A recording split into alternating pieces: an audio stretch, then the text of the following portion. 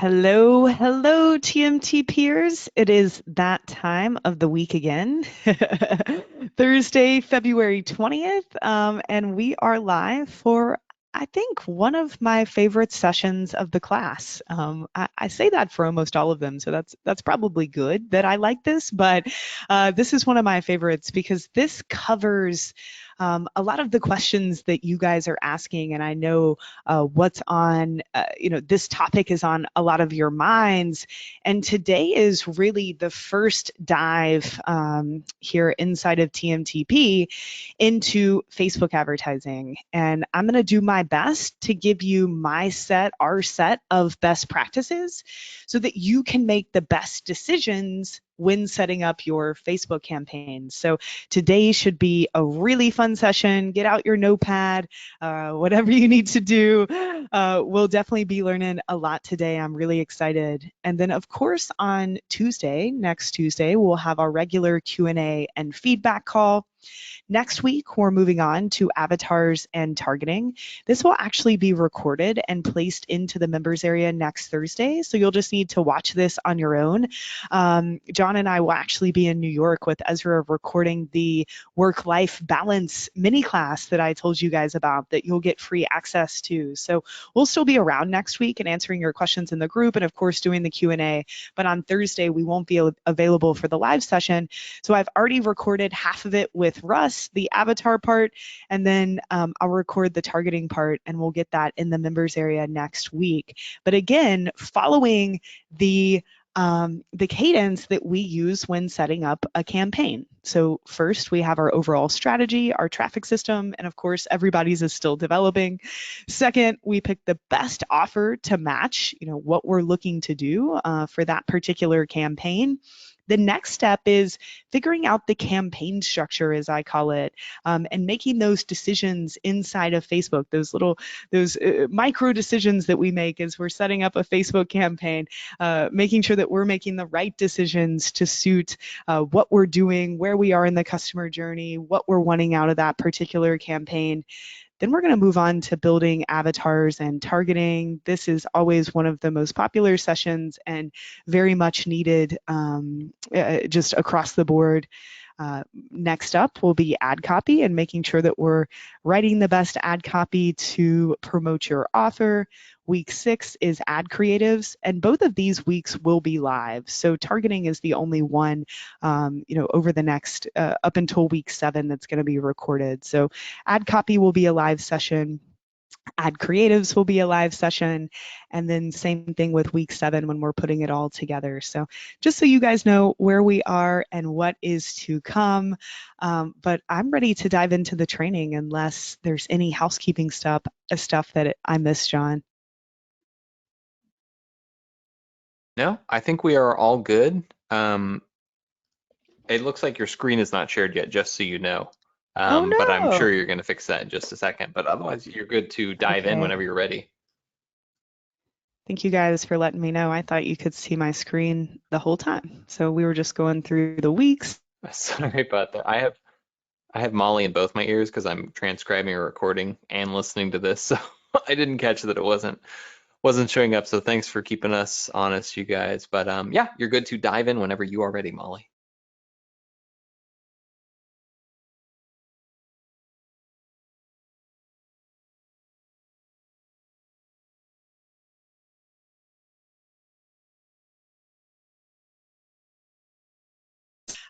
Inside of Facebook when I am building campaigns.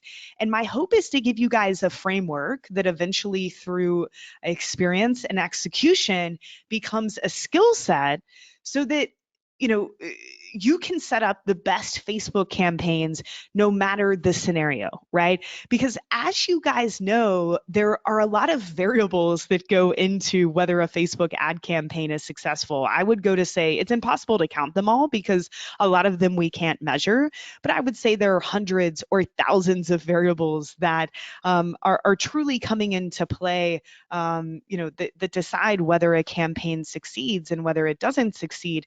And a lot of that has to do with the button clicking when setting up the campaigns. And I want to touch on all of that today.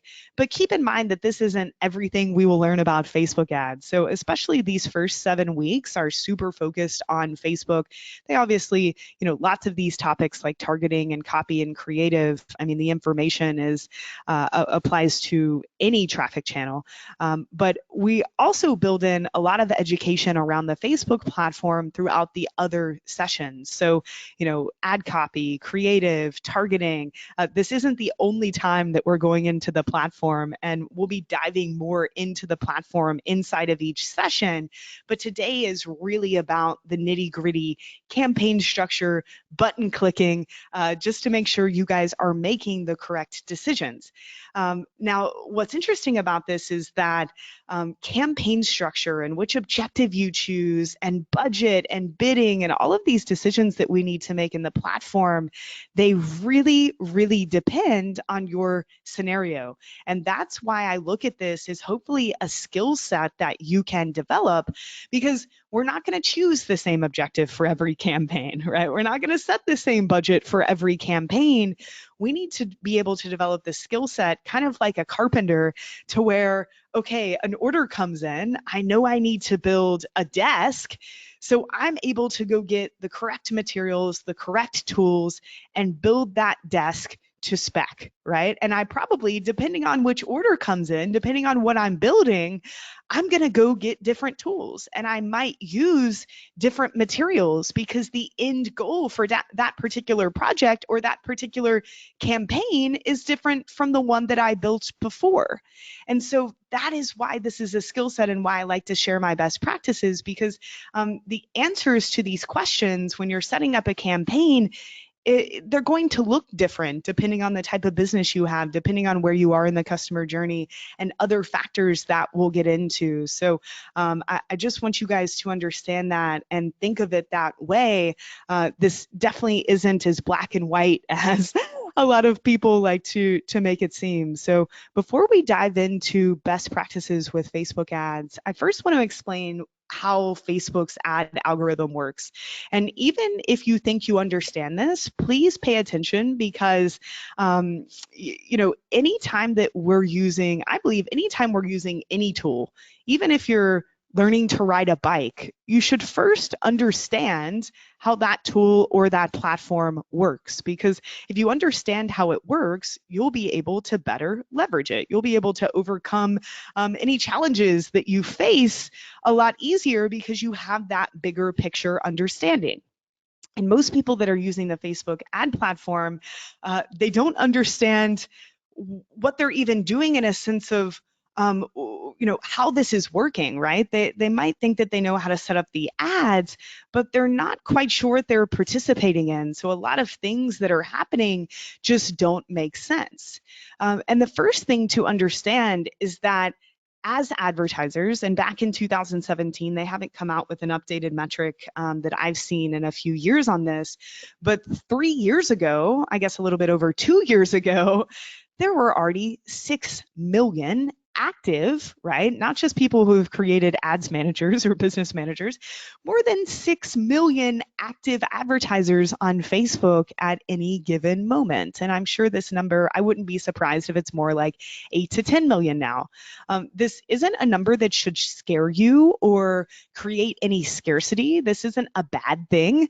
I'm actually happy with more marketers hopping on the platform, because I know that the best marketers will win. And if I know what I'm doing, it doesn't matter how many people are on the platform, because I can outperform them. And I think that's what's important to understand, is that this is an auction, and at any given time, you are competing against the other advertisers that are advertising on that platform that day, and specifically advertisers that are wanting to reach the same audience or similar audiences as you are, the people that you are competing for in regards to attention of this certain market.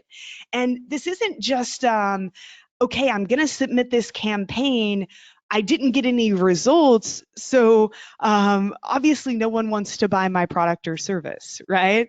A lot of the questions when it comes to troubleshooting and optimizing and wondering why things aren't working or why your traffic is more expensive than your friends comes down to the understanding of this auction. And think of this auction as like a numbered list in regards to a market. And the companies, the advertisers that are ranking highest in the auction, that are at the top of that list, that have the highest score, it's actually ranked by a score that I'm going to tell you about here in a bit. Those are the advertisers that get the cheapest traffic, they get the most reach, and they usually get the best results. As long as people, of course, are purchasing or opting in or taking that action, if they are ranking high in the auction, they're most likely to be getting a really good return on that campaign. So I want you to visually think about that whenever you're submitting a campaign. You are literally submitting yourself into an auction where Facebook is going to rank you against other advertisers, and where you are on that list. I don't think it's an actual list, but it's a good visual. That's going to affect essentially the success, or at least the reach and the cost of our paid ads. So questions like, hey, Molly, I had a campaign that was running. I, for some reason, turned it off, or I kept it on. It doesn't really matter. But I duplicated it. I didn't change anything about it. The copy was the same, the creative, the destination, the targeting, everything was the same. But I duplicated it. I resubmitted it, launched the campaign, and I got vastly different results from when I was running it over here, or even if it was still active in the moment, right? These are lots. You guys ask questions like this a lot because in your mind, and I think logically, it would make sense that, okay, this worked before. Why isn't it working exactly the same as it did before? And there are two big reasons we need to keep in mind, or two big themes here that we need to keep in mind when we're understanding these platforms. And this is, Google, also YouTube, also, is that number one, there are humans on the other side of the screen. And I think it's easy to nerd out and to be so focused in Ads Manager and on our data. And we see that a day or two goes by where results are a little bit different and we panic. And we have to understand that those results, those numbers that we see, are actually humans on the other end. And they're going through their own life. And there are times where, that market's going to be spending more time on the platform than not. There's so many different variables that are in their human life, things that we cannot measure on the platform, that are affecting the results of your campaign. You always have to keep that in perspective. If you don't, you will drive yourself absolutely crazy with this stuff, because you can't logic everything, right? Not everything is going to be traced back to data. Sorry, John. There are some things here that we can't measure because we are dealing with humans. These are not robots that are opting in and buying our products or service. So keep that in mind always. But the second is this auction. And so, when you first submitted this campaign and you started to get certain results, our campaigns are constantly updating with data, sending information back to Facebook that is changing our rank in this auction. And the first time we submitted this, we might have been in a very different place in the auction. Maybe there were even different competitors in the auction than there are right now, but there were certain variables in play and certain activity that happened that maybe that first time allowed us to rank higher and get better results. And then the climate changed a little bit, variables changed, and we duplicated and resubmitted. And even though it was the exact same campaign assets, we got different results. And that is because our rank in this auction changed. So really basic way to describe this. This isn't a scientific description of the Facebook algorithm, guys. This is just the most simple explanation I can give you so that you can, on a very high level, make sense of what we're actually doing here. Because if you understand this, the rest of it becomes a lot easier, especially when we get to optimizing and troubleshooting and what to do when things aren't working. So your goal as an advertiser is to have the highest total value. So that's what Facebook calls this score. I guess it's a numerical score. It's not something we can see as advertisers. This is all going on in the back end of Facebook's, I don't know, whatever you want to call it, algorithm, I guess. And this total value is made up of three parts, right? And the higher your total value, the higher you're going to rank in the auction. So you're going to get better placement, cheaper prices, more reach. We already chatted about this. So an ad's total value has three components, and it's really important to understand these components because if you do a solid job when it comes to these components, and what goes into these components is everything you're learning right now, having a good offer, having a good conversion rate on your site based off of what you're telling Facebook you want, picking the right objective, really solid copy, creative, everything that we're building together, targeting, affects these three components, but you need to understand them so that you can understand why possibly you're not ranking in the auction as high as you would like. So the first one's bidding, the second is estimated action rate, and the third is user value. And I'm just going to quickly tell you what these mean because they're kind of just words that Facebook made up. So the first one is action rate, and this shows up if you've been in Ads Manager before, you know that at the ad level, there are diagnostics that Facebook has started to report back to us over the last few months, where for a particular ad, we will get a below average, average, or above average in three different categories, and it's engagement rank, quality rank, and conversion rank. And those rankings are pretty much reflected in these three parts of the total value that I'm about to chat about now, but I'll get more into those a bit later. And this is really a reflection of that engagement rate that we see. And another word then, or another title that Facebook uses is action rate, but this is really all about social proof. I can't explain to you how important social proof is on your ads. If you're not generating social proof, then that's telling Facebook that the consumers are not enjoying your ads. And Facebook, first and foremost, really needs people and consumers to enjoy spending time on their platform. So action rate is all about social proof and the interaction on your ads in comparison to the other advertisers who are also targeting a similar audience and what their social proof and engagement rate looks like. The user value, the second part of this is more about user experience. And this means a few different things. So again, this is a way for Facebook to really control the consumer experience and make sure that they're giving advertisers who are providing the best experience possible, the highest rank in the auction. So this factors in a few things. A lot of it has to do with what happens after someone clicks on your ad. So based off the objective you have chosen, is that person actually taking that action, right? When they visit your site, how many pages deep are they crawling?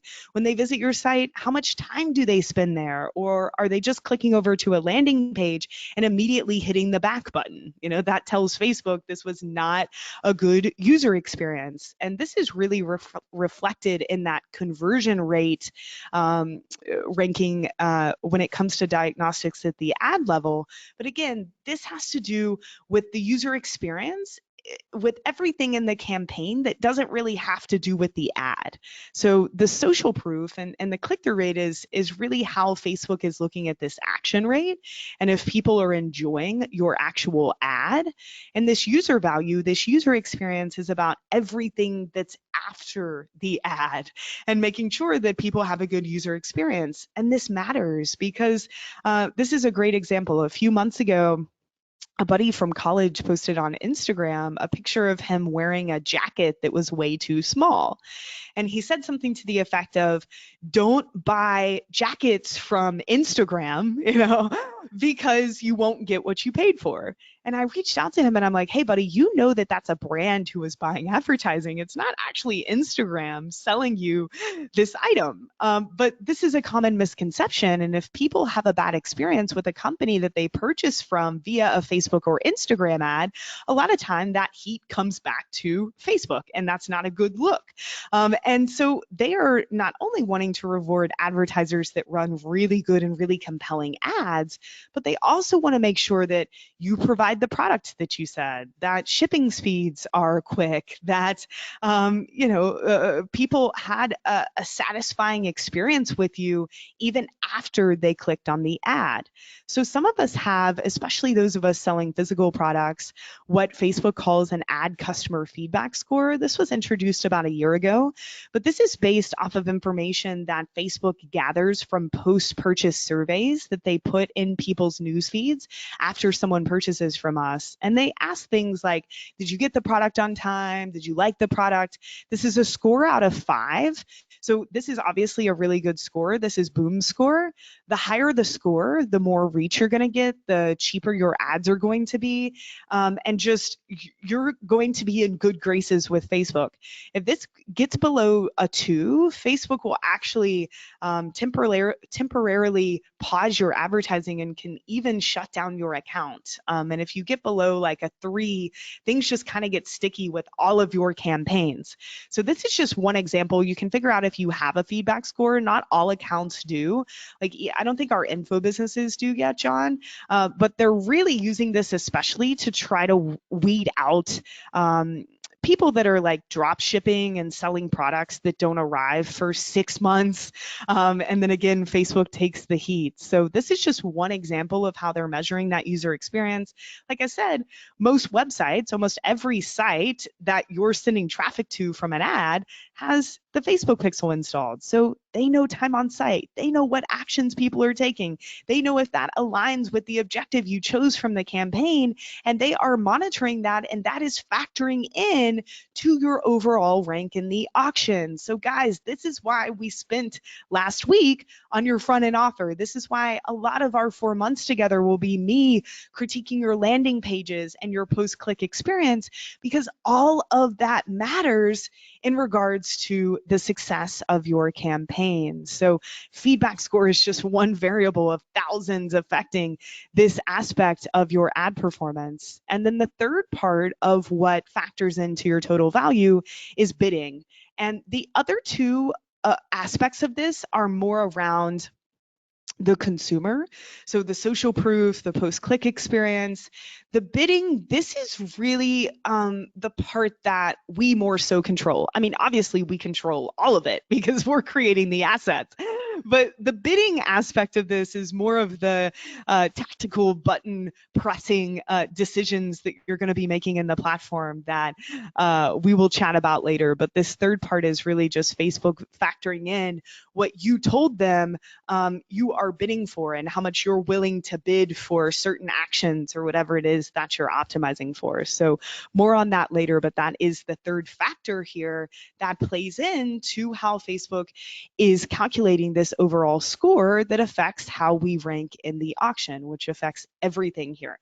So I know that was a lot of information and not in the platform, but again, we have to understand how the machine works, no matter how advanced we are at this, or if we're just getting started.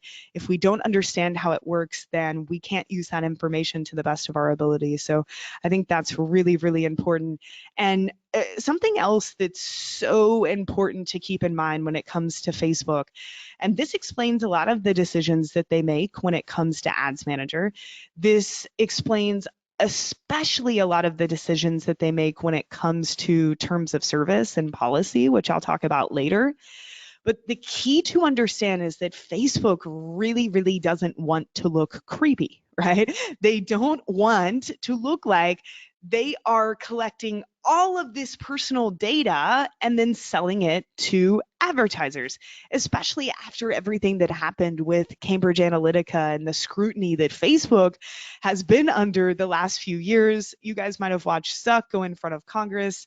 That was hilarious to me in a lot of ways. Just, yeah, Congress, their understanding of digital marketing kind of blew me away. But Facebook's under a lot of scrutiny. I mean, you can see here in this study that was done in 2018, people were asked based off of all of these tech brands, which ones they trusted, which ones they didn't trust. And Facebook was definitely the most or the least trusted.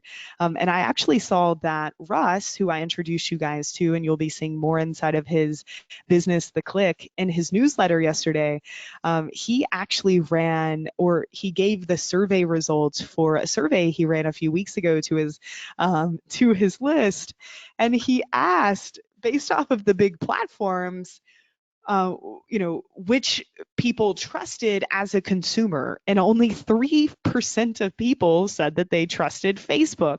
But what was hilarious is then when Russ asked which platform they're most likely to advertise on or they're going to spend the most ad dollars on this year, Facebook was the highest spender.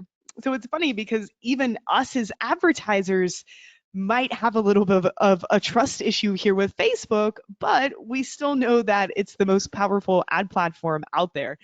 So it's just important to understand that Facebook is under a lot of scrutiny. There's a lack of trust from the world when it comes to Facebook. And so a lot of the decisions they make, especially when it comes to policy, is in an effort to ensure that consumers feel safe on the platform and not called out for being bald or needing to lose weight or any sort of personal attribute or anything about them that might feel a little bit creepy. Like, oh, did Facebook listen to me and tell this advertiser that I'm trying to lose weight? Like, no, of course that didn't happen, but consumers aren't as savvy with this stuff as we are, guys. And that is the general consensus and a big reason that they make the decisions that they do. So whenever you are advertising on this platform, the best self-test is to ask yourself, would you want to see this ad in your newsfeed? Is this something, especially if you are that avatar, that you would engage with, that you would click on, take the action that was requested? Or is this an ad that looks like an ad that you might mark as spam, that you might hide, that you might tell Facebook, hey, I don't want to see any more ads from this person in the newsfeed? And it sounds like common sense, but it honestly is, guys. Like, most of this is common sense, especially when it comes to understanding why Facebook is making the decisions that they are. So I just want to set the stage with that information because it's so informative of how the platform actually works. And usually right now in this training, I go pretty deep into Facebook's terms of service, kind of what they are, the markets that are really gray area and how to handle that. I've actually decided to just shoot a separate video about this so that I can go a bit deeper. There are just a lot going on with Facebook terms of service, especially the last few months. So I feel like I need to go deeper here than I usually do in this class. So that's going to be a video that I shoot for you guys over the next few days, and that's placed here in this module. And especially for anybody selling in the finance space, if you're in health, if you're in fitness, if you're talking about or selling something that has anything to do with a person's physical body that isn't like clothing, right? Anything they would put on their body, anything that they would digest in their body, anything that would help them lose weight or feel better, you really need to watch this terms of service and video, and I hope all of you do, but especially if you're in a gray area, please watch this because I do a lot of advertising in the health space and particularly with things like the keto diet. And there are ways that you can definitely advertise, but there are things that a lot of people are doing that are going to get your account shut down really quickly. So that's going to be a separate video, John. I told you this before, but just so we can go a little bit deeper. So thanks for understanding that, guys. I want to get into the rest of this content. So how do we set up high converting campaigns, right? This step is usually not taken seriously enough because inside of Ads Manager, where you build campaigns in Facebook, there I've got a bunch of campaigns I'm going to show you today. But when you go to set up a campaign, this is the first thing that you see. You know, it looks pretty simple over here. There are only a few buttons on this first screen. I mean, it looks visually really simple. And there are reasons for that. I've actually done a lot of studies with Facebook's engineer team to help them make this more intuitive for you guys, because I still don't think it's that intuitive, but it does look simple. But what people don't realize is that all of the micro decisions that you're making as you go through setting up these campaigns, they are having profound effects on the results that you are or aren't getting in your campaign, especially when we're talking specific scenarios. So this is one of the biggest mistakes that I see you guys making, is that the campaigns just aren't structured in an effective way, in a way that actually reflects the goal of that particular campaign. And what I mean by campaign structure is just all of these little decisions that we're making when we're setting up a campaign. So most of this is common sense, guys. There are some nuances, and that's why I need to have this training with you and tell you all of those nuances. But most of this, and when in doubt, just try to go with the common sense decision, right? Most of this is simply about setting up a campaign. You know your traffic system, or we're getting there, and understanding that every step on that traffic system is a different campaign. They're probably all going to look very different because they're at different steps of the journey and they're built for different purposes. But it's about looking at that particular step and saying, okay, I'm going to build a campaign for this step. What decisions do I need to make that best reflect what I'm looking for this particular campaign and the situation that I'm in? This really is not about trying to hack the system. I'm not teaching you hacks for duplicating and doing all types of crazy shit that people try to say works on the platform. This is about just truly understanding it and making the best decisions so that you get really good evergreen results with Facebook. So for those of you guys that don't know, really quick, and I'm going to structure the rest of the presentation actually in this way, but Facebook campaigns are structured in a very simple way. So inside of a campaign, right, and that's the first step that you guys saw there, was when you're starting to build a new campaign, that first page is all about making decisions in relation to the entire campaign. And really the biggest decision at the campaign level is the objective, and we'll talk more about that in a bit, and maybe to do with the budget. And inside every campaign are ad sets. And you need to decide, are you going to have one ad set, two ad sets, 3, 5, 10, 20? I'm going to give you a bunch of specs for that. But ad sets live within campaigns. And usually the difference between your ad sets is the targeting and or the budget. So those are normally the decisions that you are making at the ad set level. And usually what sets ad sets apart is the targeting. And then within each ad set, usually each ad set has the identical set of ads, but you have the ad level. So the actual physical representation of advertising, what we're doing, that copy, that creative, that is at the ad level. And we have multiple ads generally within each ad set, and those ads are usually identical between each ad set. So just for you guys that don't know, this is how a campaign is structured, and this is why Facebook has structured it this way. And we're going to go through the decisions and my best practices for each step of this campaign structure.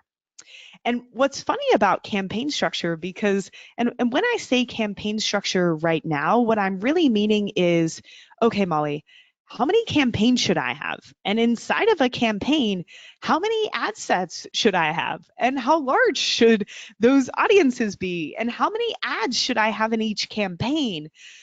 Hiccups when it comes to campaign structure are hurting a lot of you guys when it comes to the results that you want, because you need to structure your campaign not only in a way that's a best reflection of what you're trying to do with that campaign and the variables in that campaign, but also that's a reflection of how Facebook's auction and algorithm are functioning in 2020. And campaign structure used to be very, very complicated. And it had to be complicated because the platform was not that smart, right? Facebook didn't really know how to go out there and get the results that you're asking for. It was a very manual platform. So within each campaign, this was a structure that I used 6 or 7 years ago. There might have been hundreds of ad sets and more copy and creative and ad variations than you could have ever thought of. It was a nightmare. And we had to hire people just to set these campaigns up. And sometimes they even looked like this. I'm not kidding. Like, we would have to go in to that level of complexity to almost like hack Facebook to get the results we wanted, because there was barely any machine learning there. Like there was Facebook didn't know how to get us the results that we wanted. It was a very manual platform. But now, over the last 10 years, things are very different. This platform is smarter than it's ever been. Facebook and Google employ over 70% of the humans that are working in machine learning today. Machine learning means that the machine gets smarter with every data point that it collects. And can you imagine the amount of data points collected on Facebook in a given day? So it's funny because now, if you're kind of over testing or your campaign structure is too complicated, like I just showed you, causing things like too small of audience sizes, it can really negatively affect your overall results. And you might see that in a low return on ad spend or no purchases or no leads. But what it's really doing is throttling your reach, creating, making your ads really expensive, your cost per click really expensive, and just it's making it harder for Facebook to do its job and to get you what you want. So, for example, within each ad set for cold traffic, for brands that aren't limited to a certain geographical area, like, definitely not audience sizes like this for local businesses, but we used to go with much smaller audience sizes because Facebook didn't really know how to go out there and find people that were most likely to convert. So we used to target for cold traffic more like 500,000 to 2 million people in each ad set. Now our audience sizes are much larger. So not only is our campaign structure a lot more simplified, you guys should be really grateful that you don't have to build these. So not only is it much more simplified, and I'm about to go into that, we also are able to use a bit larger of audience sizes and don't have to get as specific as we used to, because Facebook's platform is so much smarter, and we'll go a lot deeper into that next week. I mean, there's still a time and place for specificity, but yeah, this is a good time to be on this platform. So what campaign structure should you use? And this is a part of the training that you guys should go back to every time you build a new campaign. And there are really 3 campaign structures that I recommend. And there are really only 3 campaigns that you will ever be building in your career as a Facebook media buyer. And I'm going to go through those 3 types of campaigns and best practices for each. Of course, it depends on your certain scenario, and there are going to be variables that might make it a tad bit different for you or your situation. But generally, these are best practices for campaign structure when it comes to these 3 different types of campaigns. And you need to know when to use each. So the first is what we call a test campaign. So you need to build a test campaign anytime you are testing something that's unproven.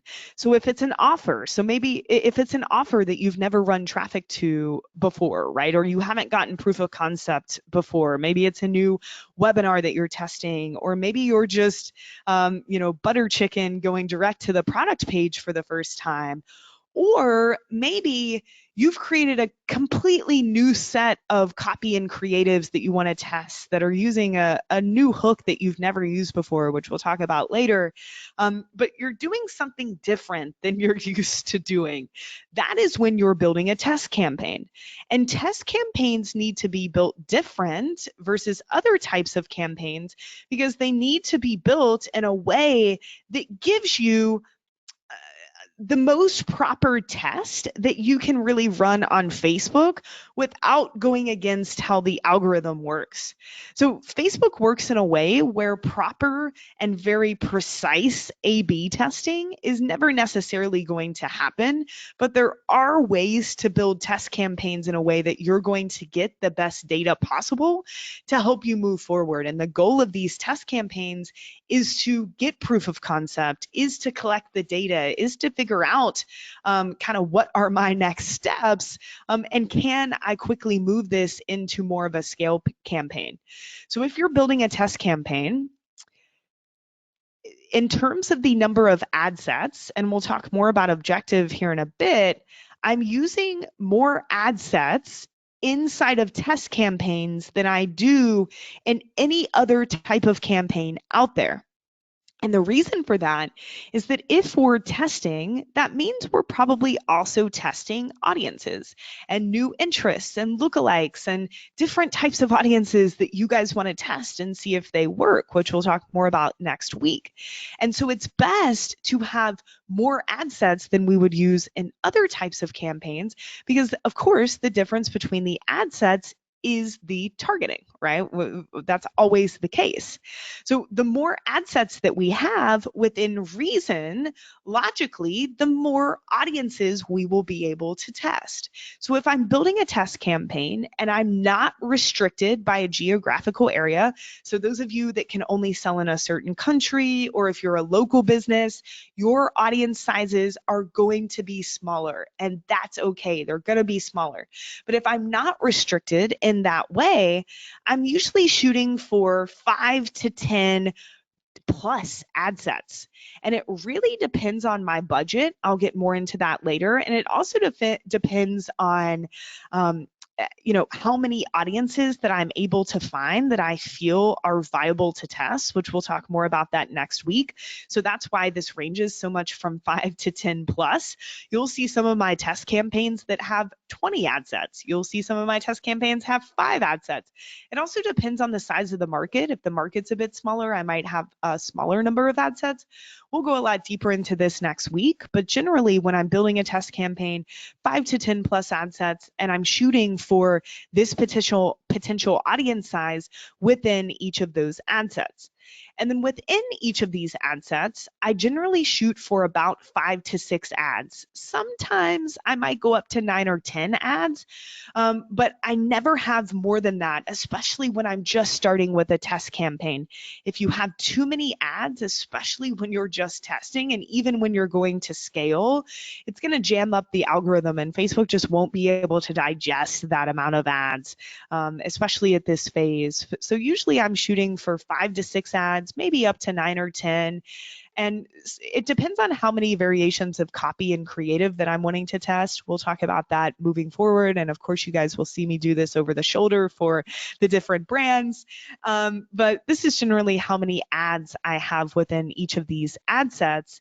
And then for test campaigns, if this is still possible in my accounts, I'm setting budgets at the ad set level because I want that control in terms of making sure that all of my ad sets are getting equal reach so that I can run the most proper test possible.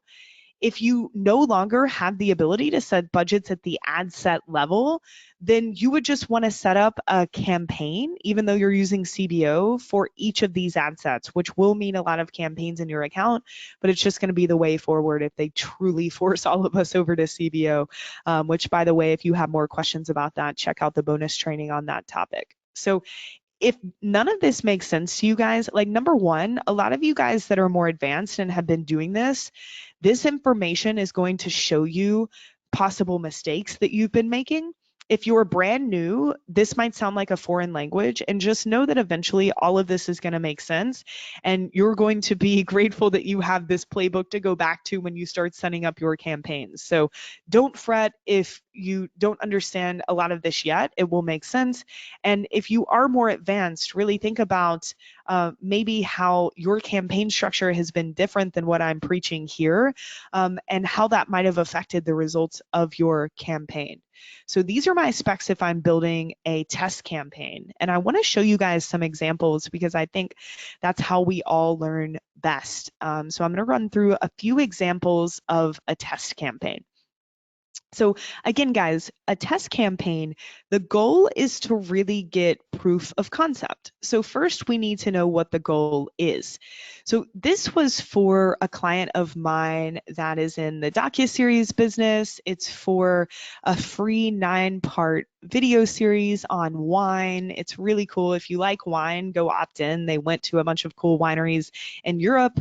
And this is what they use for their lead gen, and then they sell different wine products. It's a pretty cool funnel and pretty cool business. So this first initial campaign, the goal and this step of the traffic system was me looking to generate opt-ins to this free video series. So my goal was opt-ins. You can see, I've set up Wine Revealed opt-in here. We'll have some more videos on how to set up custom conversions and things like this. If you're wondering, you can also find that in Facebook Blueprint. But we're optimizing here, which we'll talk more about that in a minute, for leads. You can see that even though this was a test campaign and the goal was just to get proof of concept, it actually worked well out of the gate. So I was able to scale it a little bit, even though it wasn't built for scale. So this was a best case scenario. But I'm optimizing for leads. We were hoping this market is a little bit expensive because usually, there are a lot of wine companies that are targeting this wine market, and these people usually have a high disposable income. So other people are targeting them with other products too. So we were really trying to keep the cost per lead below $5 here. So our goal was leads for this campaign. Our success metric was cost per lead.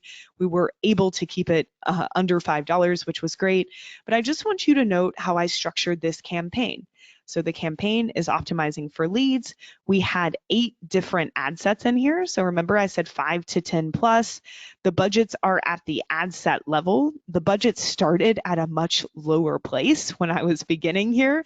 Like I said, I just was lucky enough to get to scale these.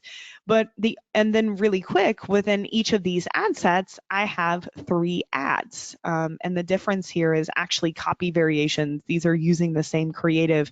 This was also a launch, so I was under a really short time frame. So I could have tested more ads here if I wanted, but I knew that I was in a time crunch here. So 8 ad sets, the difference, of course, being targeting, same ads within each ad set, really built for testing and seeing, is this going to work? Am I going to get proof of concept? Which audiences work, which don't? And you can see the difference between these are the different audiences and interests that I'm targeting, which we're going to go deep into next week.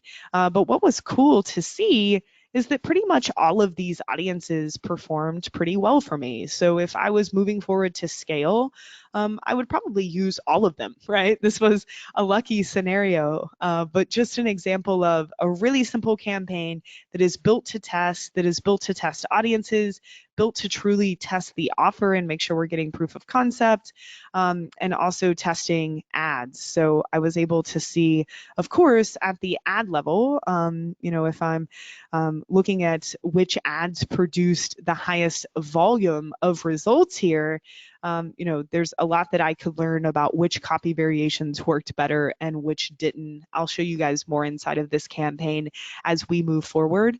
But I'm not surprised that this sort of testimonial storytelling worked. Again, look at the incredible amount of social proof here. This is a big reason that this worked, even though this is a super competitive market. And you guys will see more into this campaign as we move forward. Here's another example of a test campaign This is from the Christian apparel brand that I told you guys about. And this was the campaign that David actually set up while he was going through Train My Traffic Person, which is really cool.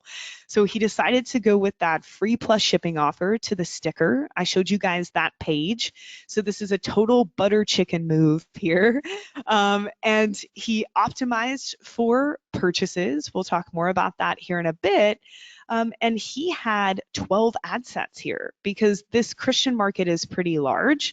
And so he had a lot of different groups of interests that he wanted to test. Now, again, luckily for David, this worked really well out of the gate. So we were able to actually scale this here within the test campaign and have since scaled it in other campaigns.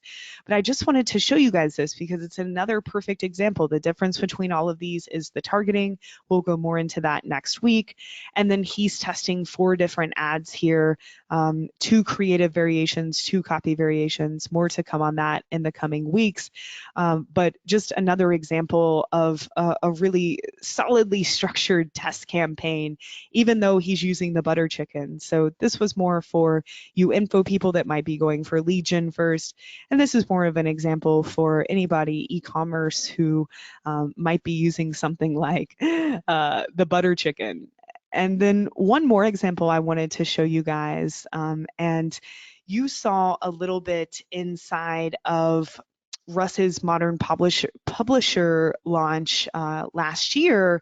If you watched the bonus video in week 2, it was just Russ and I chatting about these campaigns. But this is also an example of someone who is going through Train My Traffic Person. So this was Russ, who you've met. You guys will get to know him a lot more next week. And he launched a business. This was the first campaign he had ever run inside of this account. He was going directly to a webinar registration page. Really simple. We were optimizing for opt-ins for people to visit that thank you page, that next page after they opt in. So that's what we told Facebook that we wanted. And so he created 5 different ad sets because this market of info business owners is pretty small compared to like Christians. So we'll talk more about that next week, but he only has 5 ad sets, which is totally fine. So we were targeting, tools that people might be using if they're info business owners, authority figures where they might be getting information about how to grow their business, tools that they're using, other authority figures. Again, we'll go more through this, but the difference between the ad sets is the targeting. And then within each of these, Russ has 4 ads, and they're all completely different hooks, which was really cool to experience. And we'll learn more about this during the copy module. But just another example of a really solidly built test campaign, 5 ad sets, budget at the ad set level. Of course, we did not start with a $225 a day budget. You can see that the performance over time, the first day, what's 9 times 6, my math isn't that great, 54. The first day we only spent $50, right? So the first day this budget was only $50, but it was working over time and we were in a launch, so we were actually able to scale inside of this infrastructure, which was really nice. So I just wanted to show you guys some examples of those, of what I mean by a test campaign and how that actually looks inside of Ads Manager. Now I want to talk about what campaigns look like if you're building something for scale. So this is after you have proof of concept, right? You've gotten something to work and you are ready to scale, right? And like I said, there are ways to scale inside of that test campaign structure that I'll talk to you guys about, and it's definitely something I recommend.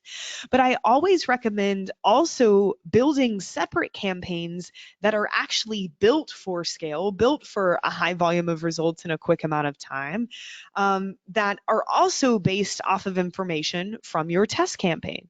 So when I'm building scale campaigns, my campaign structure looks very, very different.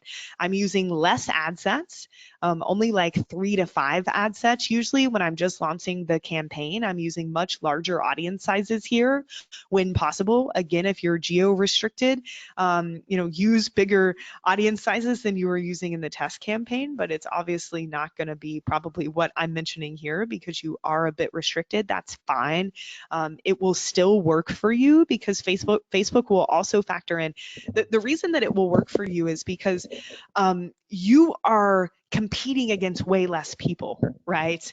And if you guys want me to go down the rabbit hole in terms of that, what that means for geo-restricted audiences, I'm happy to do that a little bit later. But a big reason you guys don't need as large of audience sizes, because the larger audience sizes basically gives Facebook a bigger pond to work with in order to optimize for the result that you told them that they wanted.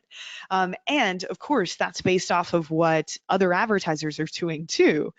So when it comes to a geo-restricted area, there's just not that competition there. And so the auction is a lot more, like, think of it, it's a lot less competitive. And so those audience sizes don't need to be as cushy to give Facebook a ton of people to work with as they are when you're targeting worldwide audiences or when you're selling in multiple countries. And I can explain that a little bit later if you guys want me to go in further detail. But when I'm building campaigns for scale, the audience sizes are a bit larger because this is proven. I know that the Pixel has data. I know that Facebook knows what they're doing. We've, we're optimizing for leads, and those leads have been generated before. Those purchases have come in. And so let's give Facebook a little larger of an audience size. And let's also use less ads when we're initially starting out. So with scale campaigns, we're not testing. We're more so taking our findings, taking our top 2 to 3 ads from the test campaigns and maybe throwing in 1 or 2 fresh ads that have never been used before to help overcome fatigue, and move forward with scaling those that worked best in the test campaigns. And then of course we're setting the budget using CBO now, and we have a whole training on that in the bonus area of the module, the bonus area of the members area. Sorry guys. So you can see how campaigns that are built for scale are structured in a very different way, and they're built to achieve those results. And a lot of people who are saying that CBO doesn't work, the reason it's not working for them is that they're not building campaigns, they're not structuring their campaigns in a way that actually works with CBO. And that's a big reason that it's not working. So here's a great example. This is the keto market that I was telling you guys about.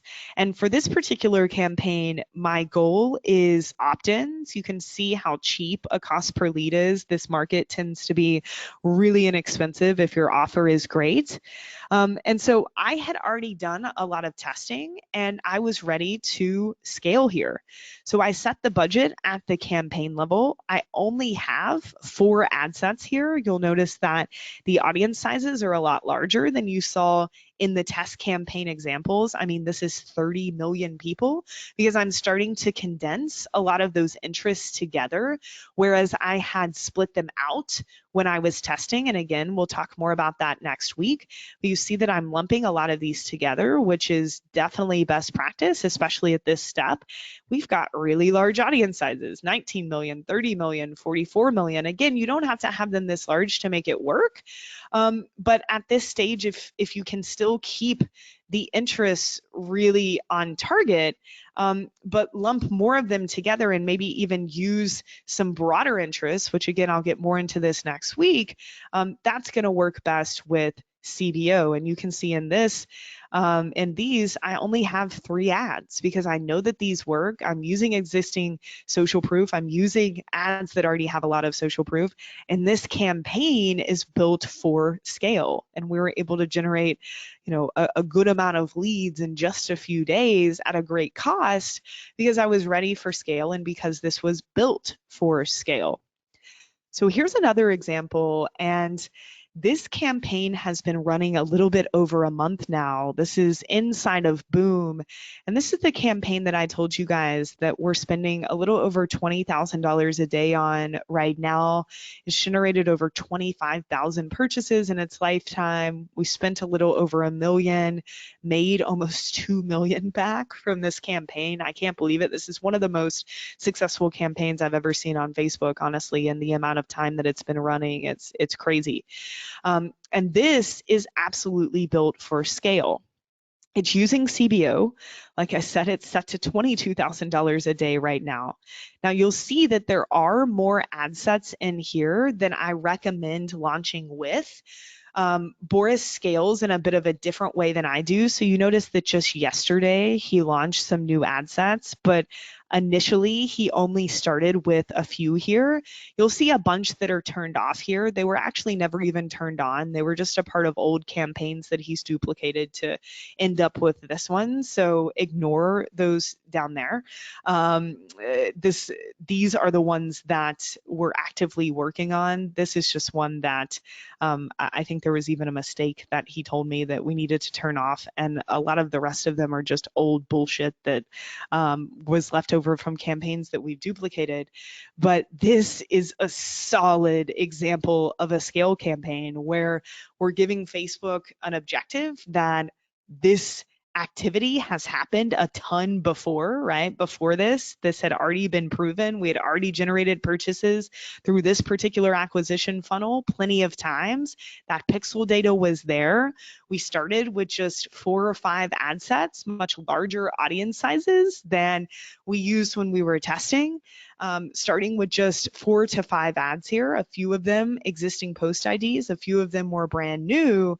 And you can see, especially out of the gate, these initial ad sets, wow, the volume of results, just crushing it here. And even these new ones that we've started to introduce, even just yesterday, last week, I did a bunch of new interest research for them. And Boris just launched this here. And again, I'll talk more about that next week, but they're starting to just scale even further here. So this is a really, really advanced scaling campaign, but an example of this setup that I'm chatting about just at extreme scale, and one of the, again, most successful campaigns I've ever seen. I'm really excited for them. This is an example from Smart Marketer from us here with Train My Traffic Person. And you guys might have seen this in the bonus video where I went through our last launch that's in the members area. But this is another great example of scale. So this is a campaign that was built for the step of the traffic system that is that 7-day mini class. So now we lead these launches. We start off these launches generating opt-ins for a free 7-day Facebook mini class. And so the goal of this is lead generation. We're going for a cost per lead under about $3 to $4. And this is something that I had tested before for a few months. And this January was truly ready to scale. So this was a campaign, again, that was using CBO because we obviously don't see budget at the ad set level here. Only 5 ad sets at least to start. This market is smaller. This whole digital marketing entrepreneur market is much smaller than like Ezra's market of women over the age of 50. So you don't see the crazy like 30 million. Here you do. Not all of them are that large though. And this just shows you that we can do okay even with some smaller ad sets at this level, even though some of these are a bit larger than I remember. So yeah, 10 million, 4 million, 30, 20, I think another 20.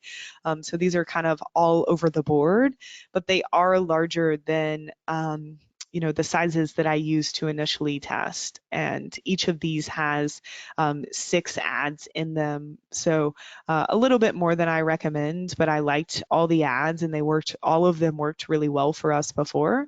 So we went ahead and used them for scale here. So just another example of a campaign that's built with this campaign structure in mind for scale. So those are the specs to use if you're building a campaign for scale. And then last but not least, guys, the other type of campaign that you might be building inside of an account is obviously a retargeting campaign.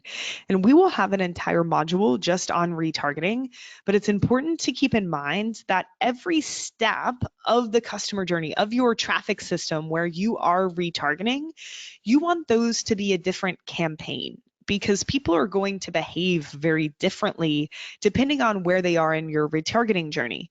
So because of that, I only have one ad set usually, unless I have really large audience sizes, like retargeting audience sizes like Boom. I usually only have one ad set in all of my retargeting campaigns. Obviously, those audience sizes are going to depend on how many people have taken that action. So it's going to depend on who you're retargeting. I also use less ads for retargeting, usually only 1 to 2, maybe sometimes 3 or 4 ads, just because the audience sizes are smaller, the budgets tend to be smaller, you don't need as many ads. And I use CBO for retargeting also, just because it makes the most sense and tends to give me the most stability over time. So just some quick examples of these. You can see really simple inside of this campaign. This is one ad set. This was for our recent TMTP launch when I was just wanting to retarget all of our warm audiences to let them know that TMTP, that we were going to close the cart soon. So I have, as many warm audiences as I can squish together here because I want the reach to be high. And then within this was actually just one ad. This was the Don't Miss the Boat ad. If any of you guys saw that, it performs really well for us. But this was just a really simple retargeting campaign. You want to keep it really simple at the retargeting level. This is another example from Boom. This is that campaign I showed you guys week 1, the step of their traffic system where they're targeting people who visited the cart in the last 28 days but didn't buy. They're targeting with that messenger ad offering a 10% off discount coupon. So of course, this is in its own campaign, so we can use the best objective for it, targeting this audience. And then we have 3 different ads in here. Again, just keeping it really simple at this retargeting level. I thought I had another one open here, but we'll have a whole module on retargeting. I'll go a lot deeper on this, guys. But a big mistake people are making is that they're setting up different retargeting audiences in different ad sets in the same campaign, and that really confuses Facebook. So when possible, please split them into their own campaigns based off of the step that you're on, just with one ad set and a few ads, just to keep things simple, and those will work best for you. So all right, John, we're moving into the next part of this presentation. I hope you guys are learning a lot. I know I've been going down some rabbit holes. There's so much I want to tell you guys. But let's dive into more specifics. So that was really around campaign structure and how many ad sets and how many ads, because those are questions I get a lot from you guys. And also, again, it's something that I see, a big mistake I see people making, so people having like 50 plus ads in an ad set, usually it's just not going to work. Facebook just simply can't digest it. But there are other specifics that I want to dive into when it comes to the mechanics of this platform. And these are more of the micro decisions that we're making when setting up our campaigns. And I want to share best practices for this. So the way that I'm going to move through the rest of this presentation is actually by walking through the kind of 3 layers of a campaign: the campaign, the ad sets, and the ads. And we're going to start at the campaign level, right? So, you're going to create a brand new campaign on Facebook, and this is the first screen that you see here, right? You're first presented here at this campaign level. And the first thing that Facebook asks is, what's your marketing objective? This is what I'm talking about when I say objective. And this is one of the most important decisions that we make as Facebook advertisers. And the decision is going to change depending on where you are in the customer journey, depending on what type of business you have, depending on whether you're testing or scaling, depending on what your budget is. There's so many factors that go in to choosing the right objective. So this is definitely something to pay attention to. And it's an aspect of this membership to truly take advantage of, to post your campaigns for critique and make sure that based off of what you're trying to achieve, that you're choosing the right objectives. Because Facebook presents, I think there's around around 10 to 12 here, these objectives, and it looks like such a simple choice, right? Like, duh, I want conversions and purchases, or no, I want traffic. And it looks like such a simple decision. Oh, but it's not that simple. So let's go into the part of this training where we're going to learn when to use each objective so that hopefully you are never left guessing. And as I said earlier, factors that affect objective, this is really important to understand. This is the most common sense part. Of course, what are you wanting to accomplish, right? For this particular campaign, why are you building this campaign? You want to make sure that the objective fits that. But you also want to take into consideration things like potential audience size, because if, let's take, for example, you are retargeting a really small audience of people, maybe 500 people, that is way too small of an audience size for Facebook to be able to get the conversion or purchase objective to really work for you. So the potential audience size, there are some nuances around that that we'll get into.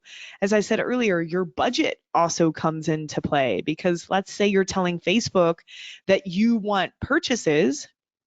You think you're going to pay maybe $10 per purchase.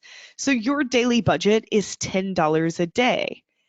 That $10 daily budget, if that's your budget, you really can't use the purchase objective for that particular campaign, because you wouldn't even be able to really generate one purchase a day. You might generate one purchase a day, and that's just not enough activity. That's not enough information back to Facebook for them to truly be able to optimize that campaign. So your budget does come into play. And also, as a result of that, really a result of the potential audience size and the budget, the volume of results plays into this too. So these are factors that we really need to consider when we're deciding on our objectives. And I don't expect you guys to memorize this or know this right off the bat. This is something this is a training you should continue to come back to and listen to.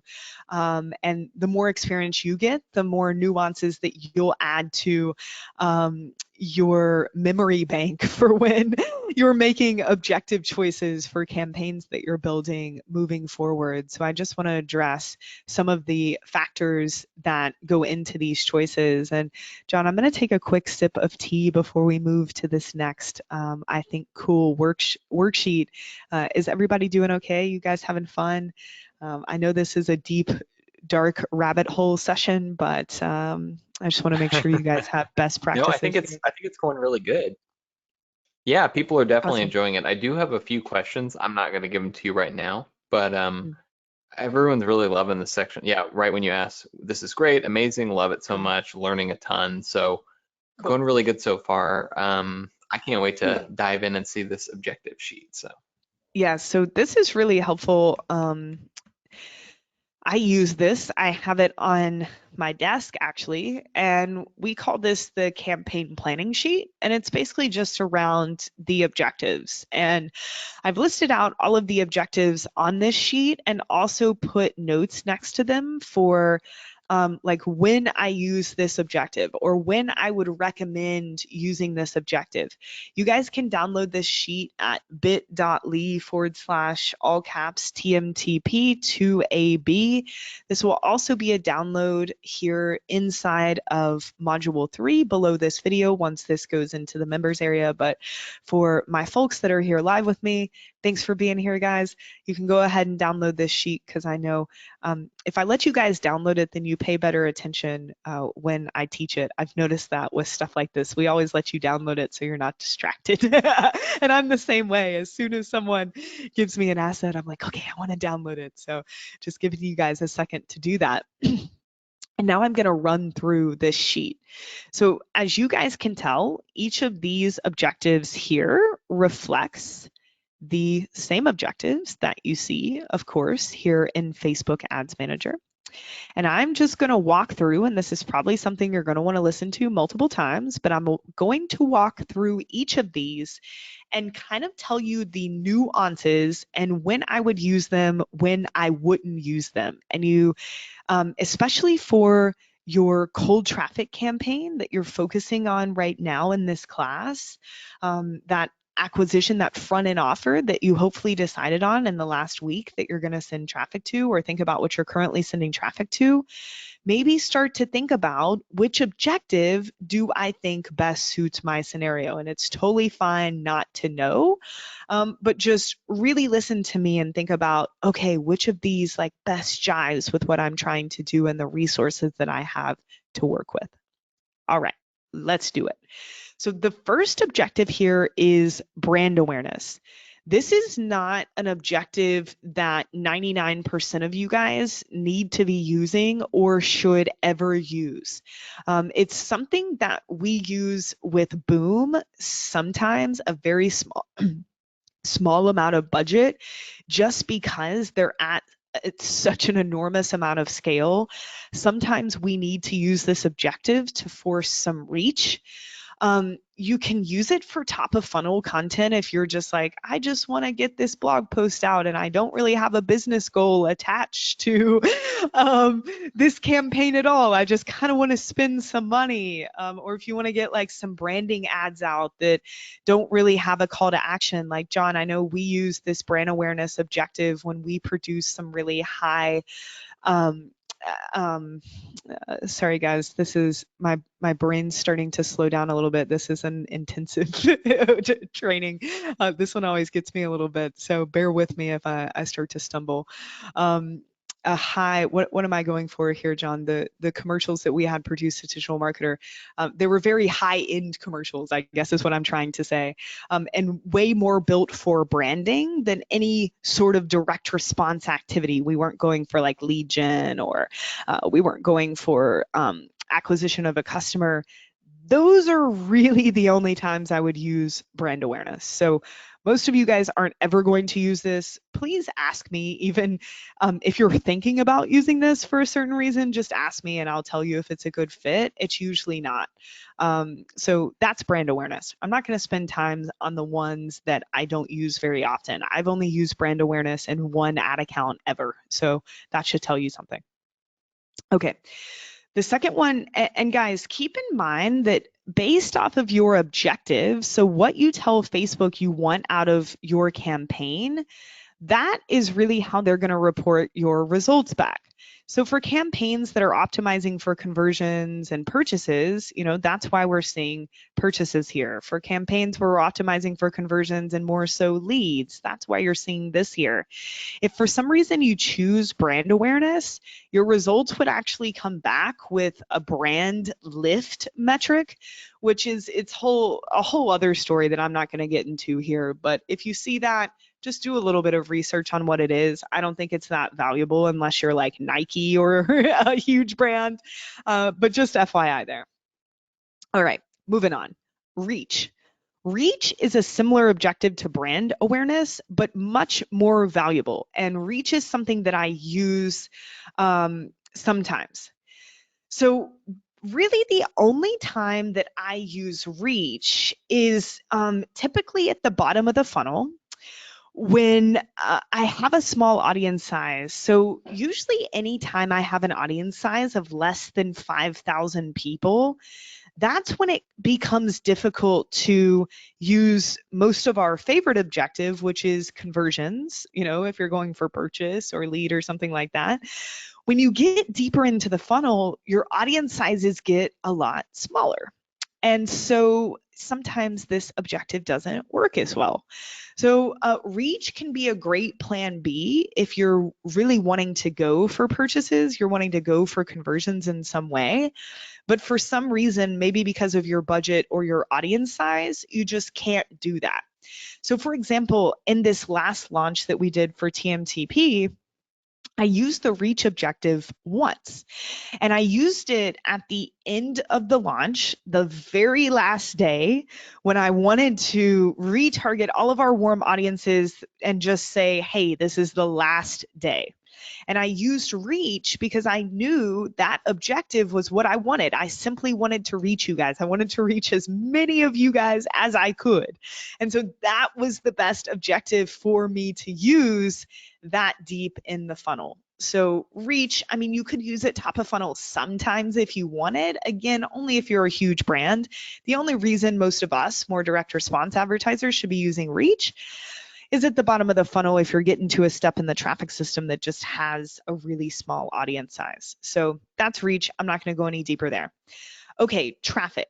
This is one of my favorite and most used objectives. So traffic is, it can be used in a lot of different ways, honestly. So when you're using traffic, you're basically telling people, or you're telling Facebook that you want traffic over to your website. And Facebook gives you a few options. So once you select traffic as your objective here, and you continue forward, here at the ad set level, they give you some optimization, some ad delivery optimizations. And guys, whenever it comes to this area, it comes to deciding on an optimization in regards to a particular objective.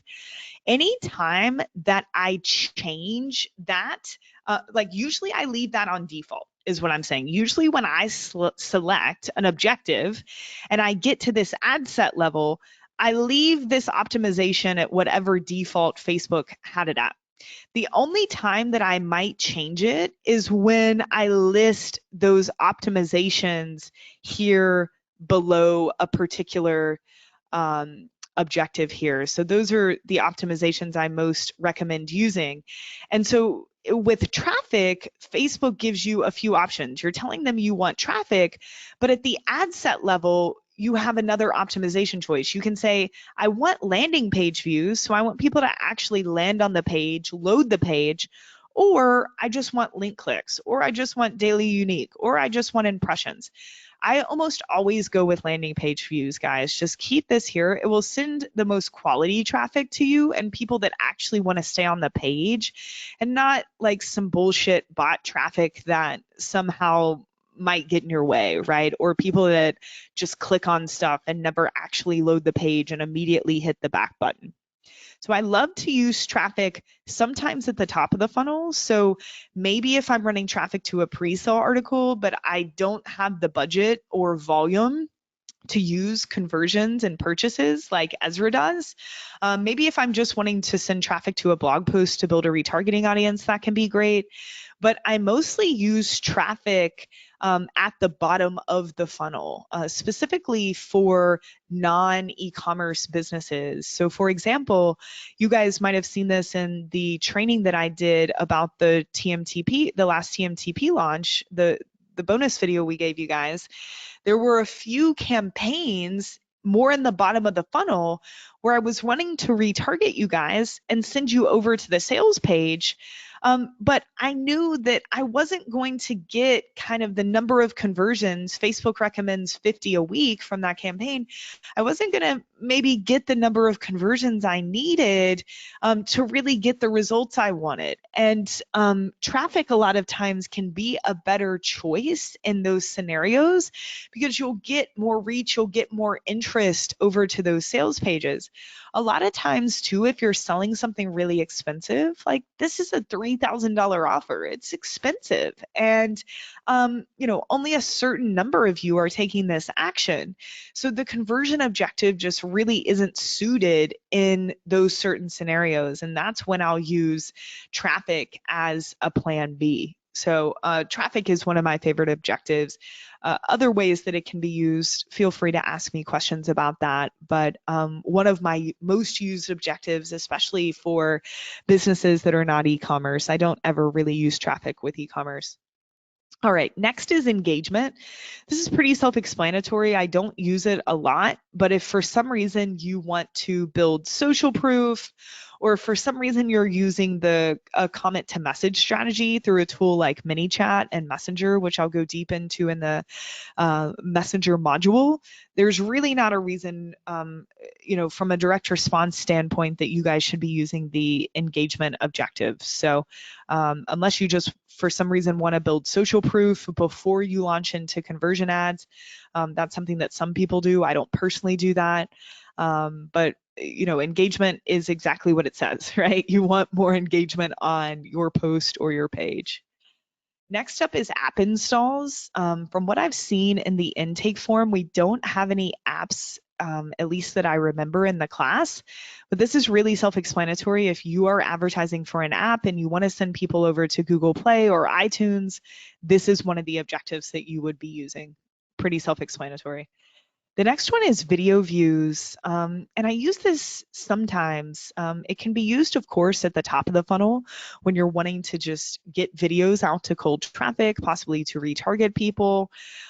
Or maybe if you're further deeper into the bottom of your traffic system and you're coming up against smaller audience sizes, and you're just wanting to reach people, sometimes video views can be a cheaper objective to use than others. But again, this isn't an objective that I or really any accounts that I'm associated with use a ton.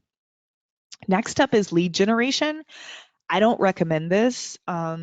You guys will see inside of the Click, Russ's newsletter business, that he was first using this lead generation objective. The reason I don't necessarily recommend this is that when you use this objective, Facebook forces you to use lead ads, which is a different type of ad where when someone clicks on the actual ad copy or the actual ad, it opens up a window right there in Facebook where people fill out their contact information and become a lead. And it sounds really fancy and it can work. Like I have seen it work for local businesses. So like dentists offering teeth whitening and someone just filling out that contact information ASAP, that being sent over the front desk and the front desk calling them and making an appointment very quickly. Like it can work in a situation like that. But if I'm doing lead generation on Facebook, I usually always get best results from using the conversion objective and optimizing for leads and sending traffic over to a traditional landing page, like I talked about last week.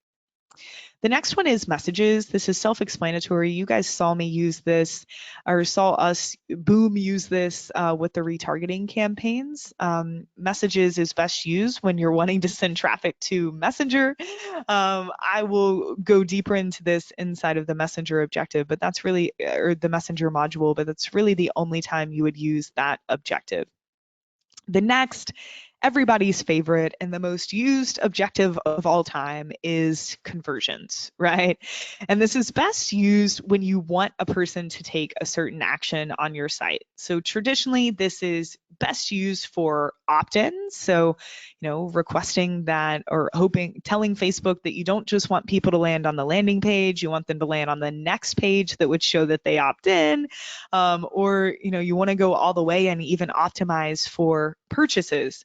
The only caveat with this, with the conversion objective, is as I've been saying, there are times when it's not the best objective to choose. And a lot of this is when the audience size is too small, like especially if it's less than 5,000 people, please don't use this objective. If your budget isn't high enough to at least allow you to generate a few conversions a day, don't use this objective. Facebook says you need more than 50 conversions a week for them to really optimize. I'm seeing that not be the case as much anymore, and we're able to get away with more like 20 to 25 conversions a week sometimes. And I think that's because the platform's becoming smarter and they don't need as many conversions as they traditionally did to truly optimize your campaign. But the conversion objective, guys, I mean, this is self-explanatory. It's mostly used top of funnel, and I've showed you a ton of examples. Again, this is everybody's favorite objective, and it's important to keep in mind that you also have a lot of options. Once you select conversions and you go to the ad set level, this is when you can tell Facebook what you actually want, right? So of course we want conversions, but this is when you can tell them, I want a purchase, I want a lead. I'm going to use another account as an example. I want a lead, or I even want to set up something that is called a custom conversion, which we can talk more about later. That's just a particular page or a series of pages that I want them to visit. Or you can see here, this is the 7-day mini class opt-in that I talked to you guys about earlier. This is where you tell Facebook exactly what you want. And a strategy that a lot of people use is like, let's say they want a purchase, but they know they're not going to have the budget or the amount of data to really for Facebook to optimize that campaign. So a strategy that can work is just backing up a step and maybe optimizing for add to cart or whatever the step is further up the funnel, just because we know that in that case, there are way more add to carts, right? You see 138 events received for add to cart, 66 events received for purchase. So that can be a strategy if you don't feel like you're going to get the amount of data that you're looking for. And you actually see that inside of Boom's account here. There are especially some retargeting campaigns that Boom is running where you can see right, add to basket is what we call it there, where this is more deeper in the funnel. Since it's kind of a small audience size, instead of optimizing for purchases, we've just moved a step up the funnel and optimized for add to basket. So it's not this doesn't always work, but it is a good option. And I'm excited because you guys can see Boris just launched a new campaign based off some stuff we talked about a few hours ago. So I'm going to keep you guys up to date on this, some new audiences we found. So I'm excited to see that launched. All right, sorry, I got distracted there. So this is the conversion objective. I think that's pretty self-explanatory. Let me know if you guys have any more questions there.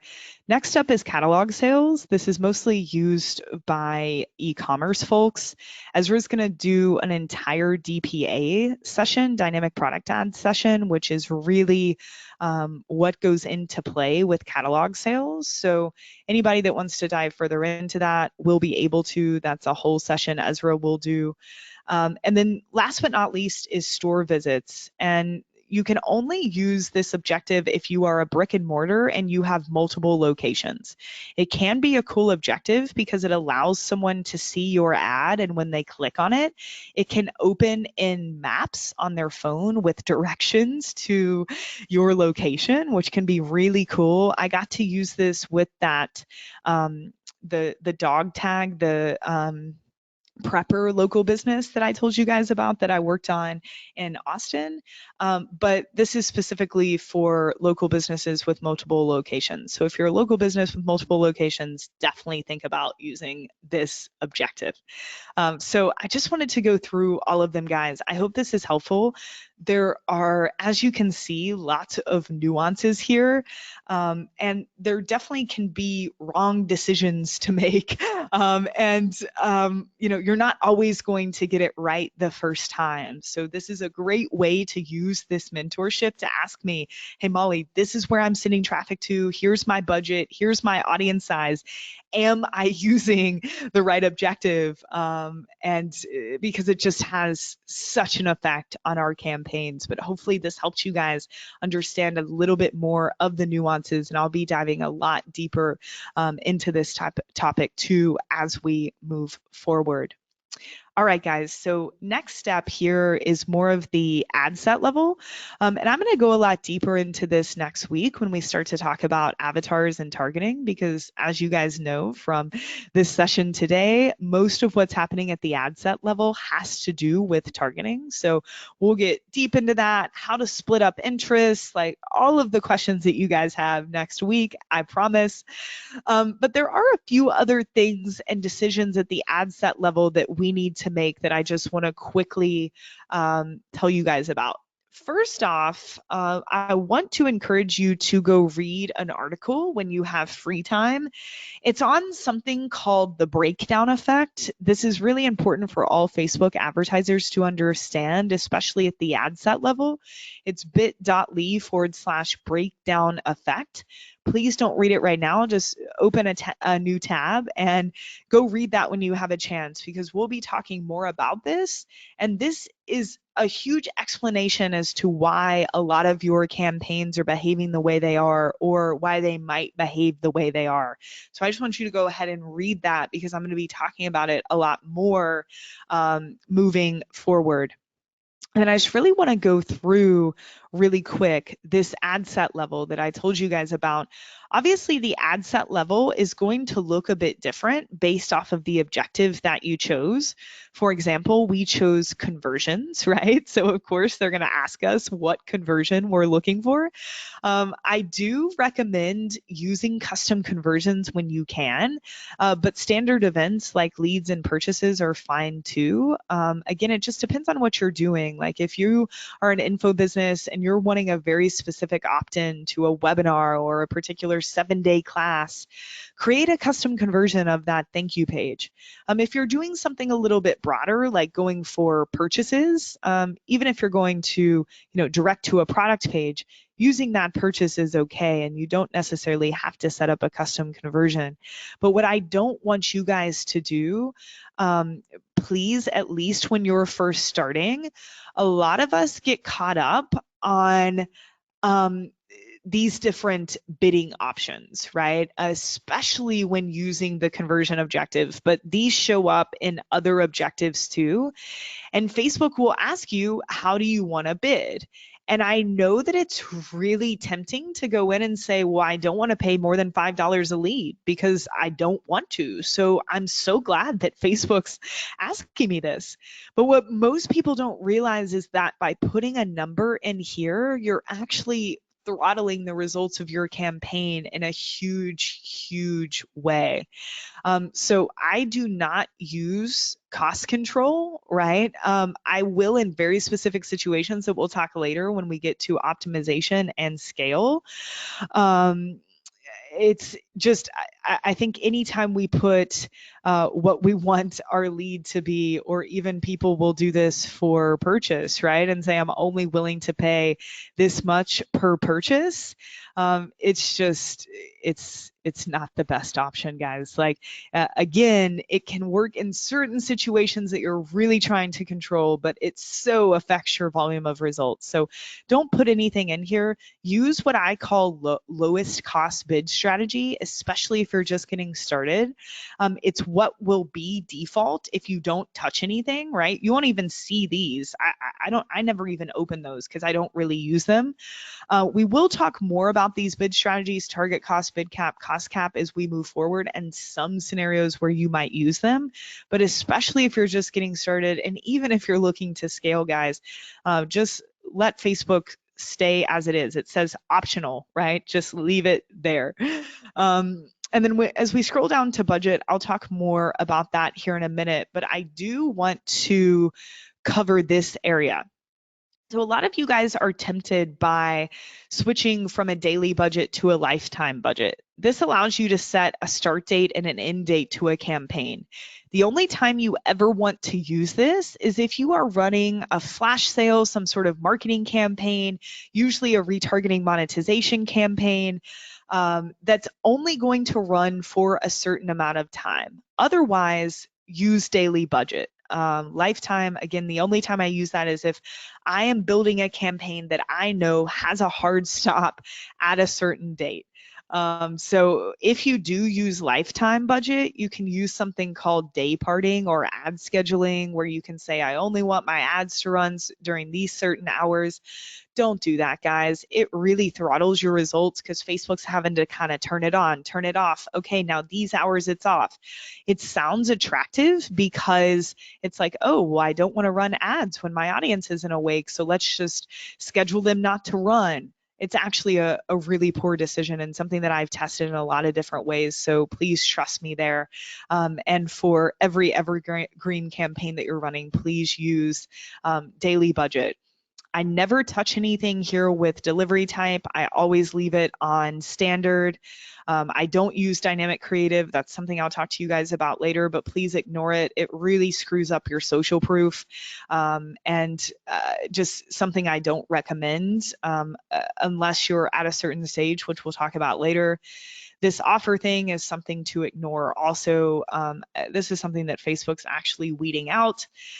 This audience section is everything we'll talk about next Thursday and what this means to us and all of the detail, everything you guys need to know about this audience section. And then, of course, we have placements. So this is where on Facebook's platforms do you want them to show your ads? And we'll talk about this more when we get to the copy and creative section, but 99% of the time, guys, and this is going to come to a surprise to most of you and make you a little uncomfortable, we are using auto placements. 99% of the time, we are using auto placements, and we are letting Facebook run across all of the platforms. And a big reason for this is that it just works best with Facebook's algorithm nowadays, especially if your copy and creative can fit all of these placements. Um, and especially since Facebook's gotten so much smarter, they are able to quickly see which placements are performing the best and optimize for that. But also by using all placements, you're giving them the flexibility to use the other placements when and if needed. So 99% of the time I'm using auto placements. There are some times with optimization and scale that I might not be, but we will talk about that later. So these are the decisions that you need to make at the ad set level. And as I said, guys, we'll go deeper into the audience stuff next week. But I do want to quickly talk about budget because that's a big question that we get, right? What budget should I set for my campaign? And we already talked about daily versus lifetime, but we didn't talk about the actual budget amount. And budget is something that depends in a huge way and is a great way to use the resources you have here to ask us, like, am I using the right budgets? Because sometimes if you set too high of budgets, it can force Facebook to spend too quickly right out of the gate, and therefore you'll get a lot of unqualified traffic and just not as good of results if you wanted. And then on the other hand, if the budget's too small, you're not giving Facebook enough to work with. So it can be pretty frustrating, and it very much depends on what you're doing, right? Number one is how much you can spend. I never, ever, ever want you guys to spend more money than you feel truly comfortable spending. That is not what I'm here to do. And I also know and believe that you do not need huge budgets to succeed on Facebook. That might be something that you're hearing in other groups. It's definitely not the case. So your budget, first and foremost, depends on the cash flow of your business or of your client's business. And I never want you to feel like you need to spend more to be successful, because there are ways to spend to be more strategic, but it's not always about having the biggest pockets. The budget also, for me, depends on my confidence in the offer and ads. And specifically, have I tested this before? So, when I'm setting up a test campaign and I'm not so sure, that's when my daily budgets might start at more like $20 a day, like you saw David's ODG campaign, or $50 a day, like you saw with Russ's test campaign. If I've tested this and I'm going for scale and I'm confident, that is when you might see more of the $2,000 a day, $4,000 a day, or some of the crazy budgets that you see with Boom. Obviously, audience size has to come into play and effect here. So if you're only retargeting 500 people, you don't want a daily budget of $200. You would fatigue the hell out of them very quickly. So we do want to think about audience size, because frequency, the number of times that someone sees your ads, is truly a function of budget and audience size and how much you're spending to reach that audience. And then last but not least, your budget will also depend on kind of where you are, like business wise, or with this particular campaign. I kind of touched on this already in number one, but you're either in like scale mode and you're wanting to acquire as many customers as you can at break even or a little bit of profit. You might be more in like, I'm needing to make some money right now, so maybe I'm running a flash sale campaign to my warm audiences. And the goal of this is purely to make money. It's not necessarily scale. Or you might be in like launch or testing mode when you're building a certain campaign. And depending on where you are there, of course, is going to affect how much you're willing to spend, because those are different strategies. And the level of confidence, depending on which scenario you're in, is definitely going to change. So in terms of starting budgets for campaigns that you are launching, no matter where you are on the spectrum of what type of campaign that you're launching. Really, what I recommend, and I know that this is a big, wide range here, is anywhere between $50 and $4,000 a day. I would never ever launch a Facebook campaign, at least today, with more than a starting budget of about $4,000. And a lot of that is just because Facebook will completely blow through that budget. So, like the $22,000 a day budget that you guys see from Boom, that's after we've scaled that in a big way. And on the other side of the coin, very rarely do I set an overall campaign budget of less than $50 a day. You can get away sometimes, obviously, with like retargeting campaigns that have a very small audience size. They might only need a few dollars a day or $5 a day. So there definitely is times where this changes, but especially for cold traffic, on the very low end, I would start at $50 a day. If you're just getting started, no proof of concept, you're not sure what you're doing. But even at massive scale that some of you guys are at, please try to not initially launch your campaigns at more than like 4 or 5 grand a day, or you'll just see that return on ad spend and CPA right out of the gate blows through the roof because Facebook's having to show the ads to a bunch of unqualified traffic. And within this range is where a lot of this depends on the objective that you're using, how many actions, how many, whatever success metric that you're going after, the volume that we're expecting. We will dive more into this, guys. Like, this is definitely not the only budget talk that we're going to have. And a lot of this depends on your type of business, where you're sending traffic to, whether you're scaling, whether you're testing, whether you're retargeting. But I just wanted to discuss budget and mostly want to make sure that you guys don't feel like you have to spend a lot of money right out of the gate to get results. I mean, you even saw that with David's ODG campaign. Those ad sets were set at $20 a day. And in his first freaking Facebook campaign, he was able to profitably scale up to 5,000 purchases. That's huge. And he started small. And same thing with Russ and the other test campaigns that I showed you guys. So we'll definitely talk more about budget, and it's just important to understand the different factors that come into play there.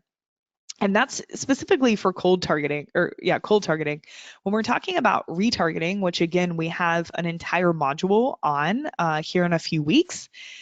Here are some recommendations for you guys, depending on your audience size. So depending on where you are in your retargeting journey, of course, your audience sizes are going to be different.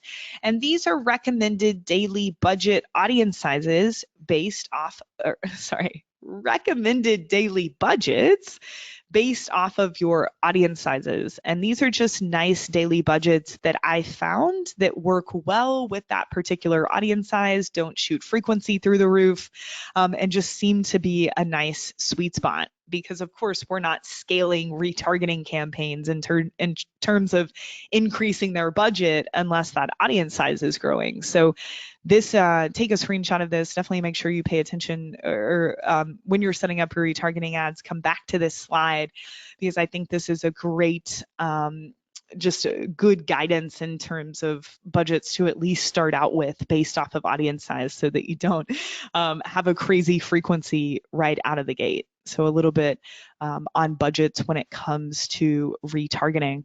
So that was more on decisions at the ad set level, guys. Of course, we'll dive more into that next Thursday when we talk about targeting. I can't wait. I'm actually going to build some out live in front of you, show you examples from our over-the-shoulder students. Today is just about teaching you the nitty-gritty. But the next step is the ad level, of course. And most of this info is going to come during the ad creative and copy sessions, because that's when I'm actually going to set the ads up for you guys. And everything that happens at the ad level really revolves around where you're sending traffic, what your creative is, and what your copy is. So everything here at the ad level pretty much has to do with the copy and creative sessions, which we haven't gotten to yet. So when we get to copy and creative, I'll show you guys my best practices for setting these up.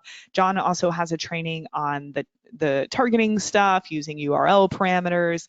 So he'll go a bit deeper into this section. But everything at the ad level is just around actually building these ads, and we need the assets to do so first. So once we get to those weeks in this session is when we'll be spending more time, and I'll be talking more about best practices here at the ad level. So John, that is what we have for today, and just really laying the foundation and an understanding of how Facebook works, starting to get into best practices when it comes to campaign structure and these different decisions that we're making when we're setting campaigns up. And like I said, this is a skill set, guys, that you will develop over time to the point where you know that you need to go set up a campaign, and it will come to you naturally which decisions you need to make that best fit the situation of that particular campaign. And that's when you truly become the carpenter that knows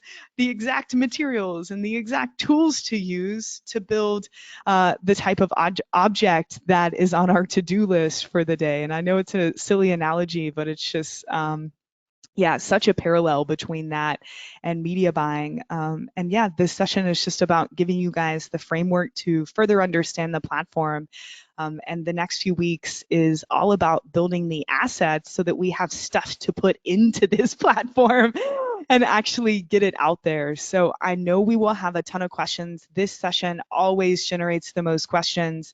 And throughout the mentorship, we just always get questions about campaign structure and budget and bidding and all of this fun stuff. So feel free to ask us these questions. Just make sure you always give me context. Like for a particular campaign that you're running, just make sure you let me know, here's my goal, here's where I'm sending traffic to, here are the audience sizes, here's the budget. So give me your specifics. And then I can start to recommend the best objective or the best campaign structure, or help you fit this information to best apply to the particular situation that you're in. So hopefully you guys enjoyed this. This was super fun. I know this one ran a little bit long. Thanks for bearing with us. We will be with you Tuesday for our live Q&A feedback call. As I said earlier, next Thursday's session on avatars and targeting will actually be pre-recorded. It's in the process of being pre-recorded, so that'll just drop in the members area next Thursday. We'll send you guys an email. Otherwise, John, is there anything popping up? Any just big questions you want to get out of the way, or you ready to wrap this thing up? What are you thinking? There's quite a few questions, but I mean, Molly Marathon Pittman, you went hard and extra long. So I think what we should do is save these. There's about 10 questions or so for the Cool. beginning of our Q&A call on Tuesday. They're Yeah, all we'll real do it like specific we did this examples, week. so I know that you'll need to kind of dive into it. But I think that's going to be the best strategy. So that being said, amazing session. I know this is such a fundamental piece of the entire puzzle. And I think you covered it really well. Yeah, a lot of great feedback, people super, super interested. And lots of Cool. questions is a good sign, right? People are starting to think, how does this fit my specific business, the campaigns I want to run, the traffic system I designed in sessions 1 and 2. So Yeah. I can't wait to see what everyone does with this. I will make sure if your question got asked and wasn't answered, that we bring it up first on Tuesday's Q&A call. Otherwise, I think we are good for the night, Molly. Okay, guys. Yeah, and until Tuesday, we'll see you guys in the Facebook group. So we'll be hopping in there in the next few days. Anything that's unanswered. I know we were all caught up as of yesterday, but I'm sure new stuff's come in, and I love seeing your all's work and answering your questions. So don't be shy. We'll get caught up there over the next few days. And if I don't talk to you before then, we will see you on Tuesday. And just really quick, also, John, we addressed this at the end of Tuesday's call, but anybody who is a beginner and feels overwhelmed, take a deep breath. All of this will work itself out. All of this will make sense to you in the end. And the fact that you're just immersing yourself in this is leading you to a better understanding. And as you actually start to build these campaigns, a lot of this terminology and a lot of the logic and the stuff that I'm teaching you, it's going to make more sense. So do not be discouraged. I know when I first started learning this, the first few classes I went through, I felt like people were talking way over my head. But in the end, I was glad that they did that, because they were teaching me what to do and not just having me memorize random stuff like you do in school. So stick with us. There's no stupid question.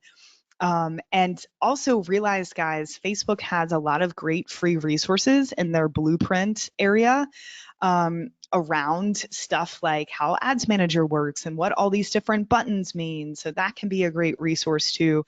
But as always, feel free to ask us in the group. Thanks for being here, guys. And I'm having a blast with you. And yeah, we'll talk soon. Bye, guys. Thanks, John.